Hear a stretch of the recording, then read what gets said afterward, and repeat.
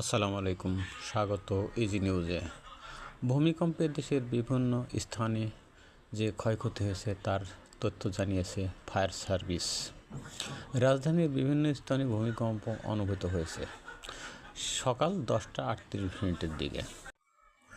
পুরান ঢাকার আরমানিটোলা কসাইটুলি 8তলা ভবন ধসে পড়ার খবর পাওয়া গেছে। সদরঘাট এবং সিদ্দিকবাজারের ফায়ার স্টেশন থেকে 2টি ইউনিট সেখানে গমন করে। সেতে পলেস্তারালের কিছু অংশ এবং কিছু ইট খসে পড়েছে বলে ফায়ার সার্ভিস জানায়। খিলগাঁও নির্মাণাধীন ভবন থেকে পার্শ্ববর্তী দোতলার একটি ভবনে একটা ইট পড়ে এবং একজন আহত হয়। স্থানীয়রা তাকে হসপিটালে ভর্তি করে। বারিধারা এফ ব্লকে রোড পাশে একটি বাড়িতে আগুনের সংবাদ পাওয়া গেছে।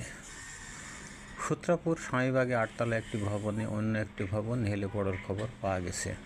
কলাবাগান আবেদ আলী রোড একটি 7তলা ভবন হেলে পড়ার খবর পাওয়া গেছে। মোহাম্মদপুর ফায়ার স্টেশন একটি ইউনিট ঘটনাস্থলে রয়েছে। মুন্সিগঞ্জের গজারিয়া একটি বাসাতে আগুন লেগে গেছে। তবে পুলিশ সূত্রে জানা যাচ্ছে ভূমিকম্পে পুরান ঢাকার আরমানিটোলার একটি ভবনের সানসেট ভেঙে 3 জন নিহত হয়েছে।